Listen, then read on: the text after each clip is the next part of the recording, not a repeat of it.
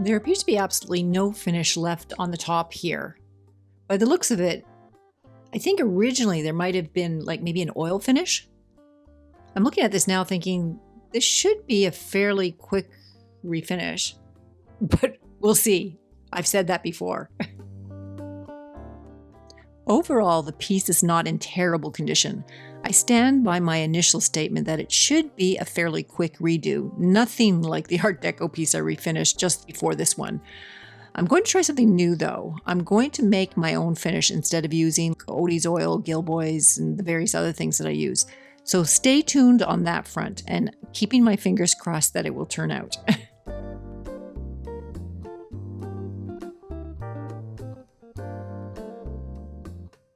I'm not sure what I'm going to do with the holes at the back.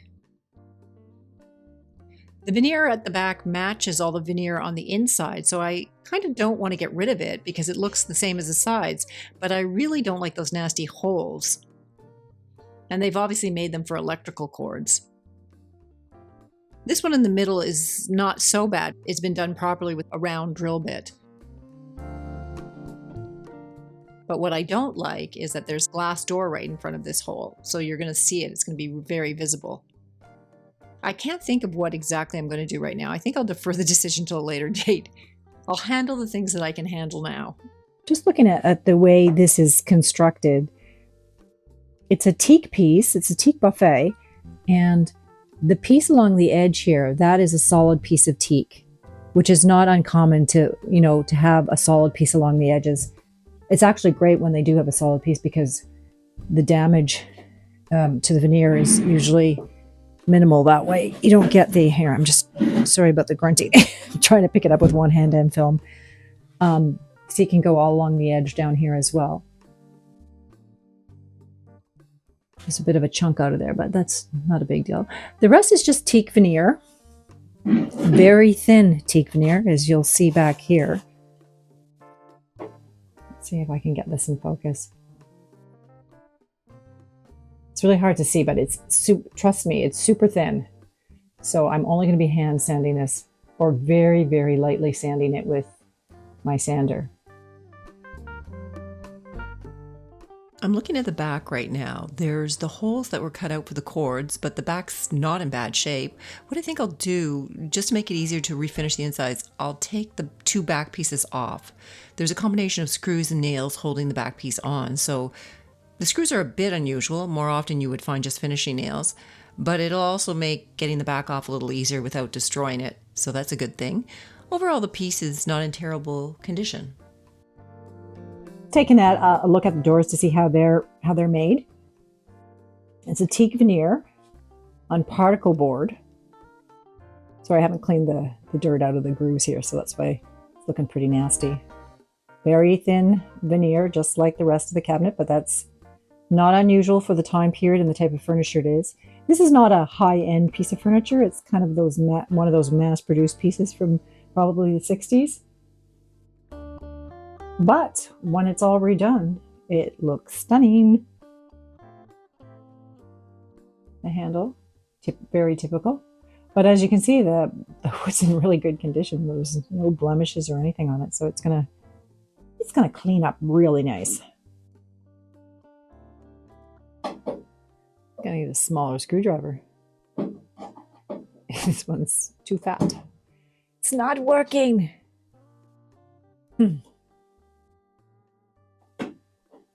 Maybe it's just me.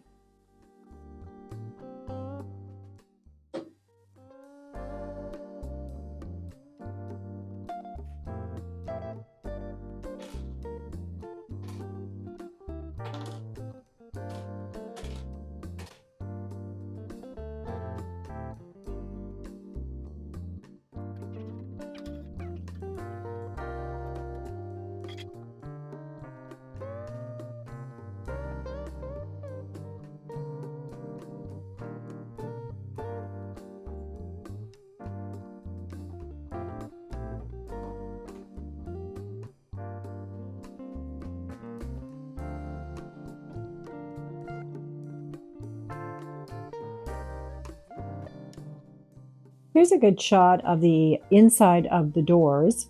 to show you the difference between the unfinished teak wood and the teak. So there's the finished teak. That's what the outside of the teak look like, and this is what the inside of the doors look like, because they have no finish on it. That's just the natural wood. And I usually will put something on it just to give it some moisture. These little pieces are cut out from the back of the door, and then they're pushed up and screwed in. So there's a tiny little lip here, and that lip right there and right there is what fits in to the upper groove. Let's see if I can get a shot of it. That groove right up there, so the door doesn't fall out. Now, if you look at the bottom of the door, see if I can get it in focus. There. There's a groove out of the bottom of the door, and that groove fits in this little tiny plastic piece right here. And that's how the door slides. This one here has one of them broken. So I'm going to have to fix that in order for it to, slide properly. So I'll do that a little later on.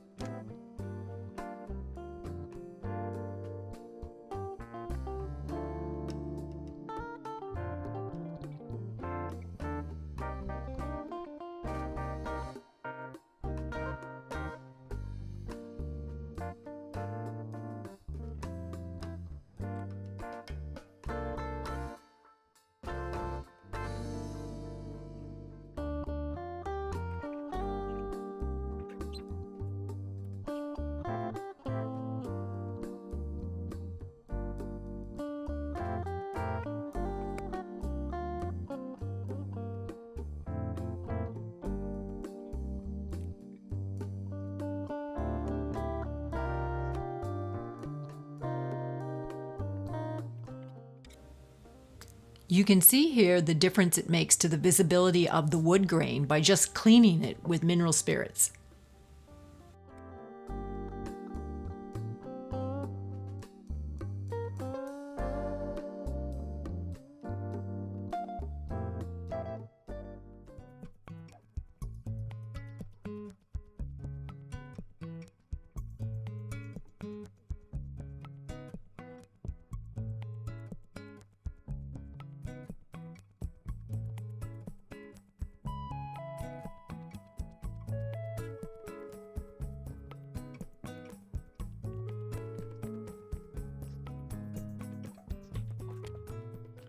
I'm working in a small workshop in my basement. I have a window open with a fan blowing out to help with the ventilation, but I still wear my mask so I'm not inhaling the fumes. If you like the content and the type of projects I do and you want to support my channel, please click on the subscribe button. The more subscribers, the more the mysterious YouTube algorithm sends my video out to more people to watch. I'm just shy of 5,000 subscribers thanks to my last Art Deco redo, which has been my best performing video to date with over 53,000 views, and my channel gained an additional 1,500 subscribers. It blows me away. Thanks again to all my current subscribers, and thanks to all of you who decide to sign up today.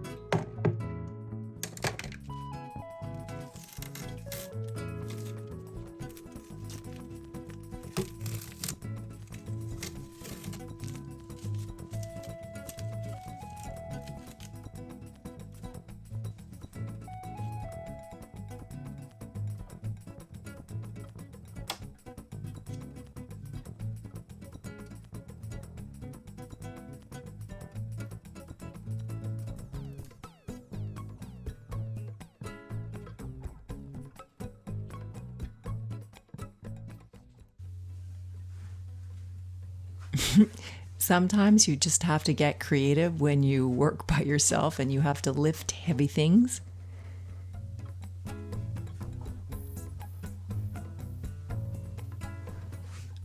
What I did here was I squatted down and put the buffet on my legs, and then I basically did one massive squat up, right?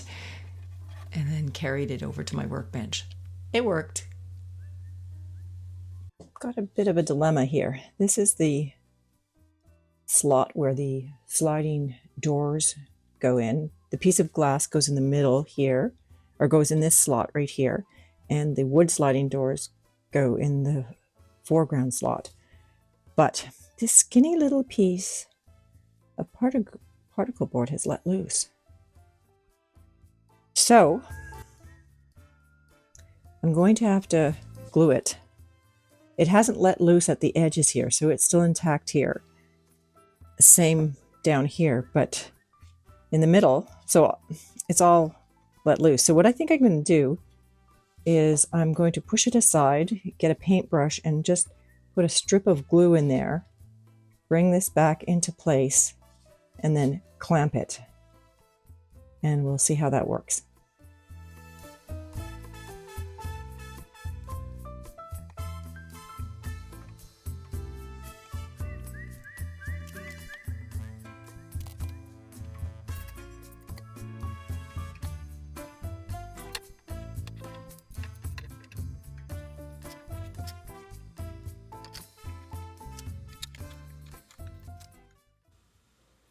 I tried to remove the apron here, or whatever you call it, but it was glued down pretty well, so I decided not to do that.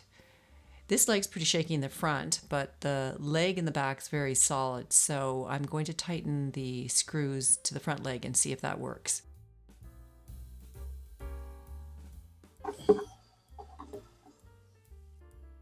I hate slot screws. Oh, such a pain. Well, that did the trick. It tightened it up. It was just the screws coming loose. Well, while I have this upside down, I think I'll just give this a quick sand just to clean it up a bit. You can see all the finger marks and stuff from the factory when they refinished it.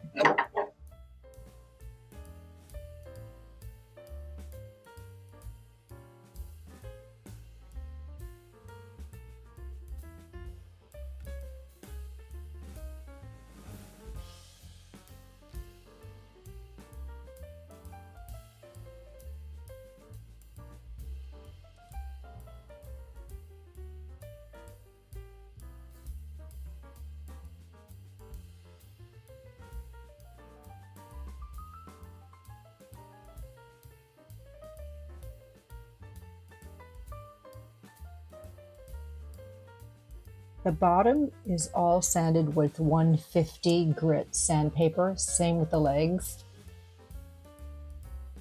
And I found, what did I find here? Oh, right here. There's a little bit of a gap along this edge here. Tiny little bit of a gap. So I'm just going to put a tiny bit of wood filler in there so it doesn't get caught and the veneer gets pulled off. I originally thought this was a solid teak, but it's not. It's veneered, so I have to be careful with that. The legs are solid, but anyhow, it's coming along.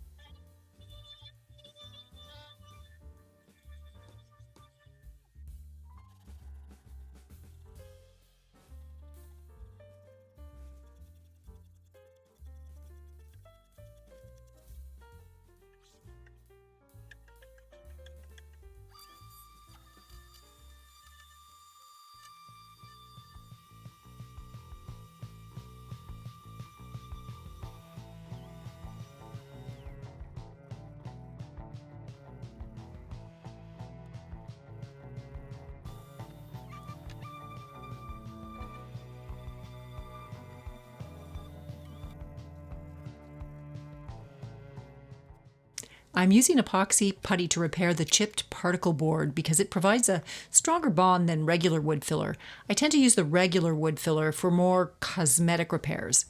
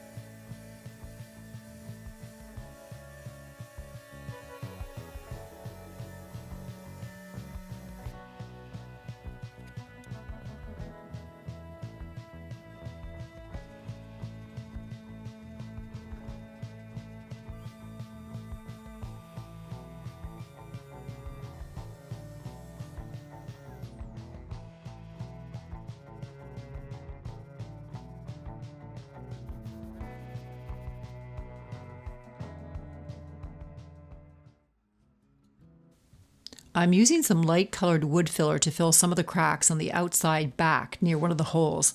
I'm still not sure what I'm going to do with the holes, but I thought I'd better take care of this first.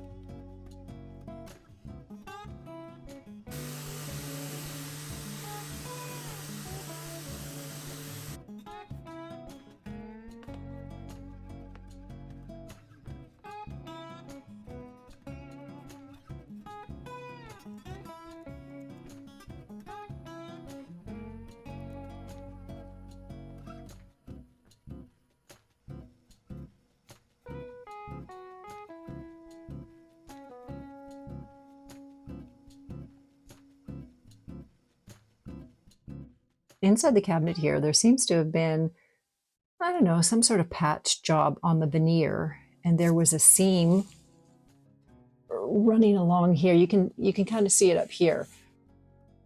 And there was sort of gapes in some of the seams, so I just opted to put some teak wood filler on it. I'll sand it all down just so that it fills in the gaps a little bit. Should make it look a little bit better.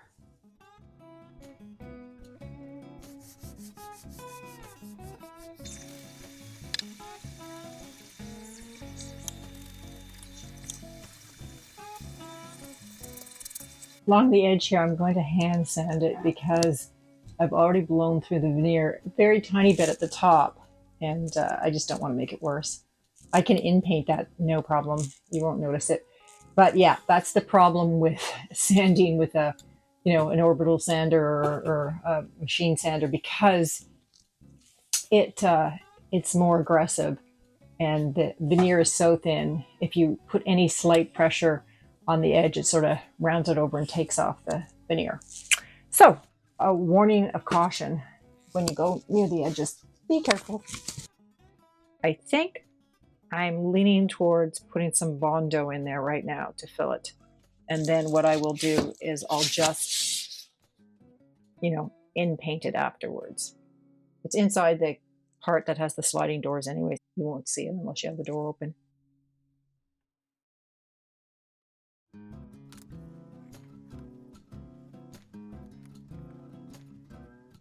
I'm mixing Bondo with a cream hardener, which is basically an activator that makes the Bondo solidify.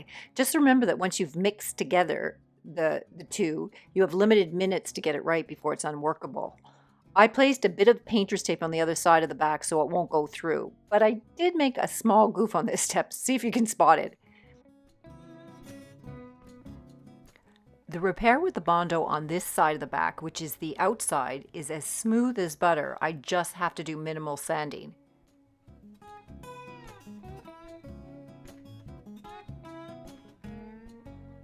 But on the other side, which is the inside, it's not so even. There's a small depression where I didn't fill it properly, so I'll have to go back and put a bit more filler in to make it perfectly smooth.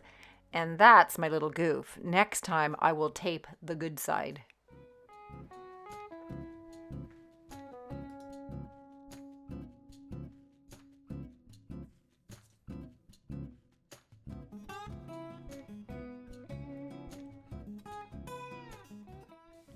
Now's the time to start applying the finish. And this is where I deviate from my normal routine. I scoured the internet and read about an old-time woodworker named Sam Malouf. And he was not only known for his furniture, but for the finish he applied to his furniture. And after a bit of research, I decided, I'd give it a try. He applied a combination of polyurethane, boiled linseed oil, and pure tung oil.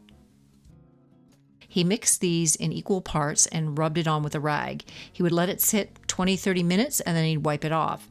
He would then let it dry for 24 hours before he would apply the next coat. You can apply as many coats as you like, but the consensus seems to appear to be 3 or 4. That's the sweet spot. After the 3 coats, I applied the Sam Malouf wax mixture, which is a combination of pure tung oil, boiled linseed oil, and beeswax.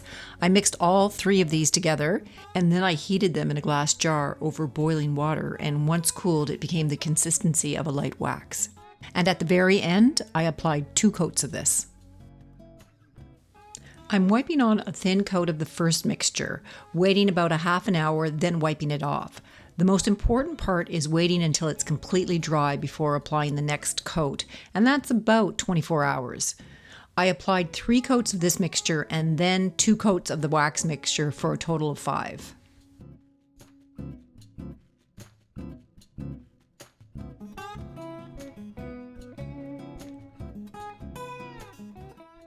Let me know in the comments what your choice of finish is. I'm always curious to know what everyone else is using.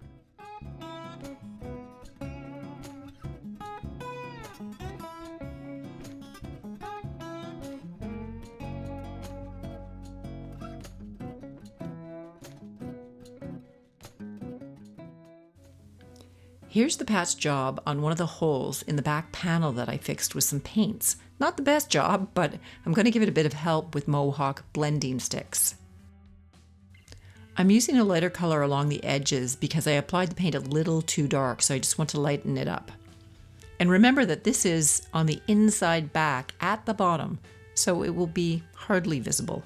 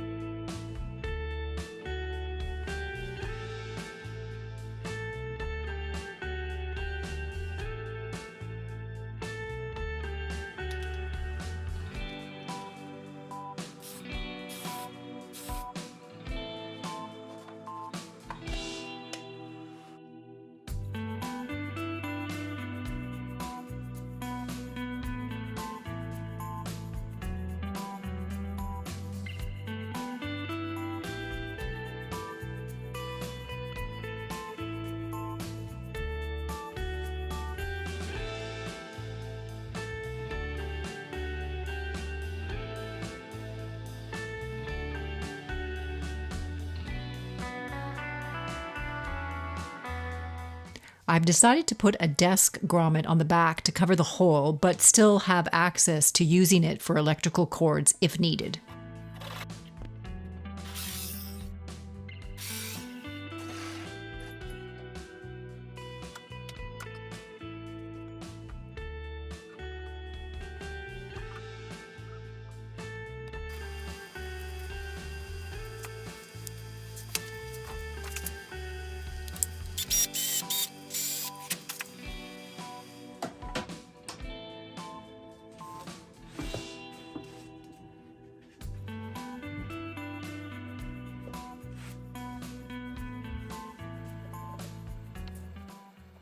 I spent only 3 days to complete prepping the buffet for the finish, but it took me about 1/2 hour to 1 hour each day for the next 6 days applying the oil poly finish, then the oil wax finish.